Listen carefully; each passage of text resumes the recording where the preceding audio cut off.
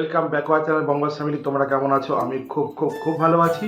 কদিন ধরে মনটা খুব খারাপ লাগছিল, তাই মনে হচ্ছিল যাই কোথাও একটু বাইরে বেরিয়ে আসি, আর সেটাই অবশ্যই সফল হতে চলেছে। তো চলো আজকে নতুন দিনে নতুন করে নতুনভাবে ব্লগটা শুরু করছি। আর কোথাও যাচ্ছি বেড়াতে, শুধু বেড়াতে না, চারিদিকটা একটুখানি ঘুরবো, অনেকটাই ঘুরবো। তো চলো কোথায় যাচ্ছি একটু বলে দিই। আজকে আমরা যাচ্ছি তারাপীঠে, মায়ের কাছে। মায়ের কাছে আশীর্বাদ নেবো, মার কাছে কিছু চাইবো, সমস্ত কিছু। আর সেই সাথে বীরভূম, লালমাটির দেশ, শান্তিনিকেতন, বোলপুর সমস্তটাই ঘুরবো। তো চলো, মোটামুটি 2-3 দিনের জন্য তো মোটামুটি বেরিয়ে পড়েছি। রিটার্ন টিকিট এখনও পর্যন্ত কাটিনি, তো দেখা যাক কদিন মন চায় থাকার, সেই হিসাবেই রিটার্ন টিকিট কাটবো। তো এদিকে সঙ্গীতা রেডি হচ্ছে, আমি তো পুরো রেডি, দেখাবো। এই যে সঙ্গীতা রেডি, আর আর এই যে দুখানা ব্যাগ আমাদের রেডি, দেখতেই পাচ্ছ। আমি, সঙ্গীতা আর সুরজিৎ তিনজনে যাচ্ছি। তো সুরজিৎ ছুটি পেয়েছে, তো সেই কারণে বেরিয়ে পড়লাম সকাল সকাল। তো চলো, টোটাল 3 দিন কি করি প্রতিটা ব্লগেই তোমাদেরকে দেখাবো, কীভাবে যাতায়াত করছি, কীভাবে কি করছি না করছি, সমস্তটাই তোমাদের সাথে শেয়ার করব। তো চলো ভিডিওটা স্কিপ না করে দেখতে থাকো। 15 minutes later. এই গাইস, দেখতেই পাচ্ছ আমরা স্টেশনে পৌঁছে গেছি। বারাসাত জংশন লেখাই রয়েছে। আমরা অটো করে বারাসাত পৌঁছাই, সেখান থেকে হাঁটা পায়ে স্টেশনে পৌঁছাই। দেখতেই পেলে সঙ্গীতা সুরহিত, এই যে ট্রেনটায় আমরা যাব, ট্রেনটা স্টেশনে ঢুকছে। বলে দিই এই ট্রেনটার কি নাম আছে, হাসনাবাদ বিবাদী বাগ। এই ট্রেনটা কলকাতা স্টেশনের উপর দিয়ে যাচ্ছে, ফলে আমরা পুরো একেবারে সিট পেয়ে গেছি, ডাইরেক্ট কলকাতা স্টেশন পৌঁছে যাব। আর প্রচণ্ড গরম, সঙ্গীতা সুরহিত হাসপাস করছে, আর এই যে আমি, দেখতেই পাচ্ছ। তো চলো আমরা কিভাবে যাই না যাই টোটাল তোমাদের সঙ্গে শেয়ার করব। চলো ভিডিওটা দেখতে থাকো। 1 hour later. অবশেষে আমরা কলকাতা স্টেশন পৌঁছেছি। দেখতেই পাচ্ছ সামনে সঙ্গীতা, সুরজিৎ, ওই দেখো আনন্দে সঙ্গীতা উচ্ছ্বসিত হয়ে পড়েছে, দেখতে পাচ্ছ। আসলে কোনো জায়গায় বেড়াতে গেলে যেটা হয় আর কি, সবার মধ্যে যে আনন্দটা হয়। আর দেখো কোন স্টেশন, মানে কোন নাম্বারে ট্রেনটা দিয়েছে, সেই জন্য আমরা ওভারব্রিজ দিয়ে এগোলাম। এইবার দেখো বিভিন্ন ট্রেন সব দূরপাল্লা দাঁড়িয়ে রয়েছে। তো কোন ট্রেনটা আমাদের বুঝতে পারছিলাম না, কিন্তু শেষে বুঝতে পারলাম যে এগুলো আমাদের না, আমাদের ট্রেনের জন্য আমরা অপেক্ষা করতে শুরু করলাম। 15 minutes later. ফাইনালি আমাদের ট্রেন চলে এসেছে। আমরা এগিয়ে যাচ্ছিলাম ট্রেনের বগির দিকে, যে বগিতে আমাদের সিট রিজার্ভেশন করা রয়েছে, সেই বগির দিকে আমরা এগোচ্ছিলাম। কত নম্বর বগি দেখাবো তোমাদের, এই যে S6 বগি নাম্বার। সেখানেই দেখো সঙ্গীতা উঠছে, গুটি গুটি পা এবার আস্তে আস্তে এগোচ্ছে। আসলে অনেক পরে আমরা টিকিট কেটেছিলাম, তো খুব রিস্ক হয়ে গেছিলো যে রিজার্ভেশন পাবো কি না, তো অনেক কষ্টে পেয়েছি। তো চলো দেখো, আমরা সিট নাম্বারও খুঁজে খুঁজে এগিয়েছি। এই যে শুরু দেখিয়ে দিচ্ছে যে আমাদের কোনটা, সেটা সঙ্গীতাকে বুঝিয়ে দিচ্ছে যে আমাদের কোন কোন নম্বরটা আমাদের। এবার সঙ্গীতা কি বলছে দেখো। ঘুরতে এসেছি, বেড়াতে মানেই খাওয়া দাওয়া, ও পুরো ডায়েট থেকে আমার তো সব খেয়ে পেটের জ্বালায় মোটা হবো না, আরো 2 কেজি কমবো, যা হওয়া আছে জিনিসপত্র আর পারবো এই কত নিচ্ছি।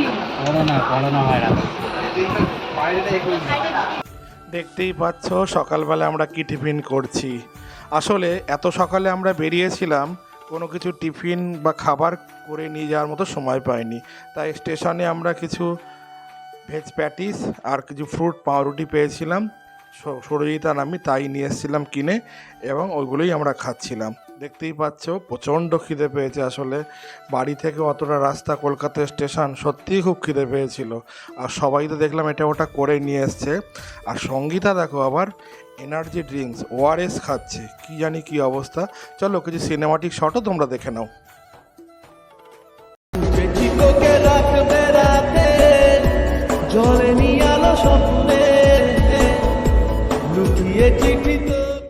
সঙ্গীতা ORS খেয়ে সুরজিৎ খেলো। সুরজিৎ বলছে বাবা ভালো লাগছে না আমার, আসলে সাত সকালে তো ভালো লাগছে না।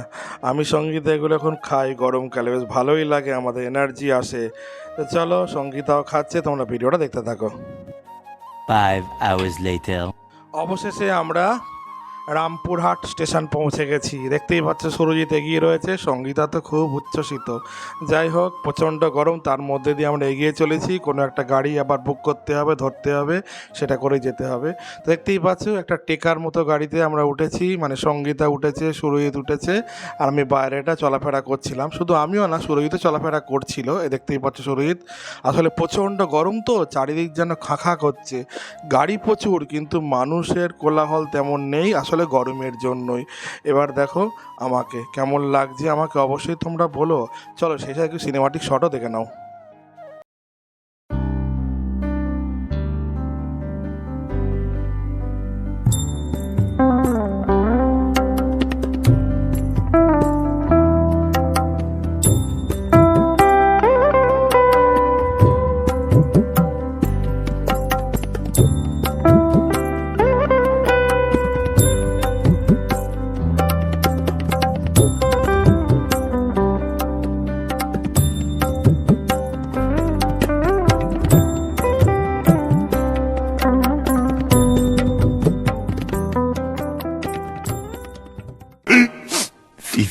minutes later. ফাইনালি আমরা তারাপীঠে তারা মার রাস্তায় এসে পৌঁছে গেছি। এবার হাঁটা পথ ধরেছি। আসলে আমাদের যে হোটেলটার রুম বুক করা ছিল সেটা তো আমরা চিনি না। একেবারে মন্দিরের একেবারে সামনে, মানে ওখান থেকে 1 মিনিটও লাগে না, হাফ মিনিটও লাগে না মন্দিরে প্রবেশ করতে। আর যেহেতু চিনি না বা যাই না, সেই জন্য বারবার আমাকে ফোন করতে হচ্ছিল ম্যানেজারকে, সেই হিসাবে যে কোনখানটায় হোটেলটা। তো অবশেষে দেখতেই পাচ্ছ অনেকটা এগিয়ে এসেছি। এসে এই দেখো চারিদিকে বিভিন্ন রকমের মন্দির, দোকান, এগুলো তো রয়েছে। ফাইনালি আমরা হোটেলে প্রবেশ করছি। এই যে হোটেলে প্রবেশ করেছি। ম্যানেজার তখনও বাইরে আসেনি, কাজে ব্যস্ত ছিল। তো আমরা বললাম যে চলো, আগে থেকে ওদেরকে বলে দিয়েছিল আমাদেরকে নিয়ে যাওয়ার জন্য। ওরা যে রুমটা বুক করা ছিল সেটাই নিয়ে গেল। দেখতেই পাচ্ছ আমাদের রুম এইটাই, আমরা এখানেই আমরা থাকবো। আর সঙ্গীতে এদিক ওদিক ভালো দেখে নিচ্ছিল টয়লেটটাও, কারণ এটা তো মেন ব্যাপার থাকে সব জায়গায় পরিষ্কার পরিচ্ছন্ন আছে কি না। চলো ভিডিওটা তোমরা কন্টিনিউ করো। A few moments later. হ্যাঁ গাইস, তোমরা দেখলে আমরা মোটামুটি রুম পেয়ে গেছি। অ্যাকচুয়ালি আগে থেকেই ফোনে যোগাযোগ করা হয়েছিল চেনা পরিচিতদের মাধ্যমে। তো রুম পেয়ে গেছি, এসি রুম নিয়েছি। তো এখনো টাকা পয়সা কিছু ঠিক হয়নি, সত্যি কথা বলতে। ভালো পরিচয় চেনাশোনা বলে ঘরে ঢুকিয়ে দিয়েছে। আর আমি তো সকালে স্নান করে এসেছি, তাও ভাবছি একবার স্নান করব। আর সঙ্গীতা সুরজিৎ দুজনেই স্নান করেনি, জানি এখানে স্নান করবো, কারণ প্রচন্ড গরম, মানে আমাদের ঘরের থেকে এখানে প্রচন্ড বেশি গরম। তো সেই কারণে আমি ওদেরকে বললাম যে আগে আমরা খাওয়া দাওয়া করে আসি দুপুরে, খাওয়া দাওয়ার পর এখানে স্নান টান করে রেস্ট নেবো। আর তারপর তো রেস্ট নেওয়ার পর তোমাদের সাথে তো অনেক কিছুই দেখাবো, যেখানে এখানে বেড়াতে যাবো না যাবো। তো চলো, আপাতত এখন যাচ্ছি হোটেলে কোনো একটা কিছু খেতে। তো চলো আমাদের সাথে থাকো। তো আমরা এসে গেছি এখানে ব্লু স্টার হোটেল বলে একটা হোটেল। সেখানে দেখো মেনুতে টিকি দিয়েছে, ভাত, ডাল, দুটো সবজি আর পাঁপড় আর ভাজা। এই যে এটা 80 টাকা প্লেট, এটা ভেজ থালি। ভেজ করতে মাছ, মাংস, ডিম যাই নেবেন না কেন আলাদা রেট করছে। তো আমরা চিকেন অর্ডার করেছি, 4 পিস চিকেন, যার দাম 180 টাকা। তো আমরা কারা কারা খাচ্ছি দেখুন। সঙ্গীতা তো খুব খিদে পেয়েছে, খাওয়া শুরু করে দিয়েছে। চলো আমরাও খাই। চলো ভিডিওটা তোমরা কন্টিনিউ করো। 15 minutes later. হ্যাঁ গাইস, তো হোটেলে খাওয়া দাওয়া করলাম। মোটামুটি খারাপ না, একটু নুন কম। যাই হোক, ঘুরতে গেলে বা ঘুরতে এলে অনেক কিছু স্যাক্রিফাইস করতে হয়, খারাপ ভালো সমস্ত কিছু নিয়ে চলতে হয়। এদিকে সঙ্গীতা চান করতে যাচ্ছে, এই যে এদিকে এই দেখো পেট বের করেছে, উনিও চান করবেন। আর আমার তো চান করে এসেছিলাম, ভেবেছিলাম চান করবো না, করবো না, এসিতে পুরো ঘর ঠান্ডা হয়ে গেছে। তো চলো আমি এখন রেস্ট নিই, ওরাও চান টান করে আসুক। এরপর তোমাদের সাথে একেবারে বিকেলে দেখা হচ্ছে, কারণ বিকেলে কিছু কিছু জায়গায় ঘুরতে যাওয়ার কথা আছে। তো চলো ভিডিওটা তোমরা কন্টিনিউ করো। 1 hour later. আমরা তো রেস্ট দিচ্ছিলাম দুপুরে, তো পড়েছিলাম, লেট হয়ে গেছে।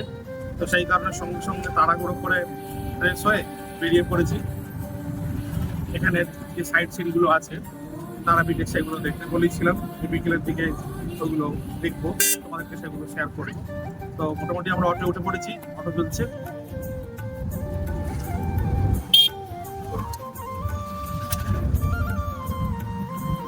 একটা অটো রিজার্ভ করেছি, এখন কোথায় চলেছি, দেখা যাক কটা দেখাই। আর তোমরাও কটা দেখতে পাও আমাদের সাথে, তোমরা ভিডিওটা দেখো, সমস্ত কিছুটাই শেয়ার করছি।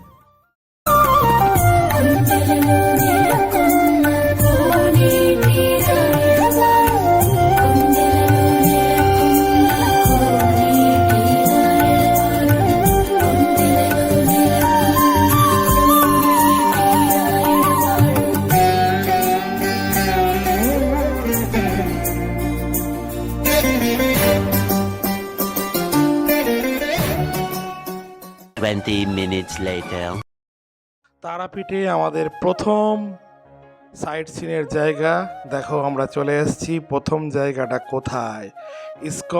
ইসকনের মন্দির। মায়াপুরে যেমন ইসকনের মন্দির আছে, ঠিক তেমনই এখানে তার অনুকরণে তৈরি। সত্যি জায়গাটা না মন ভরে গেল।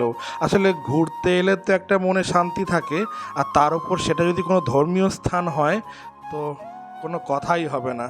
দেখতেই পাচ্ছ এখানে পৌঁছেছি, আর মন্দিরটা দেখো কি সুন্দর মন্দির, দারুণ জায়গা। আর কত রকম রেস্ট্রিকশান, মানুষ কিভাবে সমস্ত কিছু মেনটেন করে সেখানে যাচ্ছে, আনন্দ করছে। ঠিক আছে, তো দেখো আমরা এইবার মন্দিরের সিঁড়ি দিয়ে একেবারে মন্দিরের ভেতরে প্রবেশ করছি। সঙ্গীতা, আমি, আর পেছনে সুরজিৎ আসছে ক্যামেরা করতে করতে। আর একেবারে দেখো এইবার আমরা মন্দিরের ভেতর প্রবেশ করছি। আসলে ভেতরে ক্যামেরা নিয়ে প্রবেশ করা যাবে না, সেই কারণে যেটুকুনি আমরা ক্যামেরা করেছি বা যা করেছি সব কিছুই বাইরে থেকে করেছি, জুম করে করেছি, কখনো দূর থেকে কাছ থেকে এরকম করে করেছি। দেখতেই পাচ্ছ কি সুন্দর মন্দির, দেখো কি সুন্দর রাধা গোবিন্দ, দারুণ। চলো সেই সাথে কি সিনেমাটিক শটও দেখে নাও।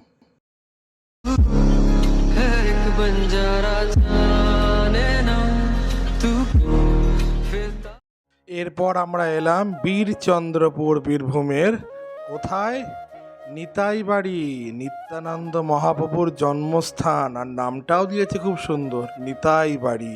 তো দেখতেই পাচ্ছ মেন গেটের সামনে সুরজিতার সঙ্গীতে, আর আমি ক্যামেরা করছি, বুঝতেই পারছো। আর দেখো বিল্ডিংটা, ভেতরে তো ক্যামেরা নিয়ে প্রবেশ নিষেধ, চারিদিকে গার্ড ভর্তি, মানে দূর থেকে দেখছি। এইবার দেখো আর কোন কোন স্থানে আসছি, একের পর এক। আসলে চারিদিকে রাধা গোবিন্দর মন্দির প্রচুর ভর্তি, আর ওই চক্রটা মানে ওই আশেপাশের যে অঞ্চলটা, সেই আশেপাশের অঞ্চলেই সমস্ত মন্দির। মানে আমরা প্রায় 6টা 7টা 8টা সাইট সিন দেখেছি তারাপীঠের ওইখানে। দেখতেই পাচ্ছ আমি আর সঙ্গীত আরও একটা মন্দিরে প্রবেশ করছি, কিন্তু এখানে ওই দূর থেকে যেটুকুনি ঠাকুরটাকে আমরা সামনে গিয়ে তো দেখেছি, কিন্তু ক্যামেরার মাধ্যমে তোমার দেখাতে পারছি না, তার জন্য দুঃখিত, কারণ ক্যামেরা করা যাবে না। দেখতেই পাচ্ছ সেখানে আমরা নমস্কার করে বেরিয়ে আসছি। আর এমন সময় গেছি না, একটু অন্ধকারও হয়ে এসছে, অতগুলো জায়গা তো দেখতেই পাচ্ছ চারিদিকে। অবশ্য দিনের বেলা একরকম লাগে, আবার রাত্রিবেলা কিন্তু সাইট সিনগুলো অন্যরকম লাগে, কারণ লাইট জ্বলার সাথে সাথে চারিদিকটা কিন্তু একটু অন্যরকমই মনে হয়, পরিবেশটা একটু মনোরম, একটু সৌন্দর্যময় বেশি হয়ে ওঠে আলোতে। তো দেখতেই পাচ্ছ চারিদিকে মায়ের পিকচার, রাধা গোবিন্দের পিকচার, আরও কত কিছু।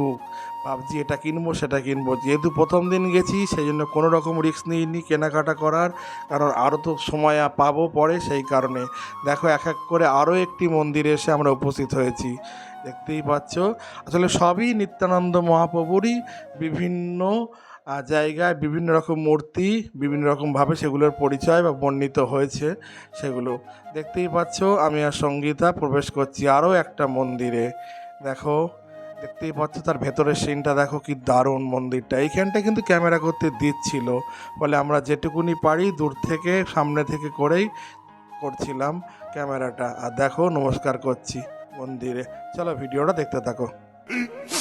15 minutes later. অনেকক্ষণ ধরে ঘুরছি, ফলে খুব খিদে পেয়েছিল, আর বিক্রি হচ্ছিল হাঁড়ি করে চা। আমরা হান্ডি চিকেন খেয়েছি, হান্ডি মটন খেয়েছি, কিন্তু হান্ডিটি কোনো দিন দেখিনি, খাইনি। সেই কারণে আর লোভ সামলাতে পারলাম না, সঙ্গীতে আমরা খেতে শুরু করলাম। দেখতেই পাচ্ছ দারুণ লাগছে। 20 minutes later. আমরা সাইট সিন শেষ করে আবার তারাপীঠে ফিরে আসি, কারণ আমাদেরকে বলেই দিয়েছিল 6:30 থেকে মায়ের আরতি শুরু হবে, আরতি দেখার জন্য। দেখতেই পাচ্ছ সেখানে প্রচণ্ড ভিড়, আর আমাদের একটু কপাল খারাপ, আমরা আরতিটা শেষ হয়েছে আর তখনই পৌঁছেছি। দেখতেই পাচ্ছ মায়ের ভেতরটায়, মন্দিরের ভেতরটা আর কি। হ্যাঁ, সেখানে রাত্রিবেলা কেমন লাগে, আর আমরা দেখে তো অবাক, রাতেও এত মানুষ, আর এত মানুষ পুজোও দিতে আসছে। শুধু পুজো না, বিভিন্ন মানুষ বিভিন্ন রকমের মানসিক করেছে, মায়ের কাছে নমস্কার করছে, মা তাদের ভালোবাসা দিয়েছে, সেই কারণে তারা বিভিন্নভাবে তাদের যজ্ঞও করছে, সেগুলোও আমরা দেখি। তারপর আমরা আস্তে আস্তে চেষ্টা করলাম যে মায়ের মন্দিরের ভেতরে যে পুকুরটা আছে সেই দিকটা যেতে, যেখানটায় জেনারেল লাইনগুলো দিয়ে পুজো দিতে হয়, সেই দিকটা যাওয়ার চেষ্টা করছিলাম।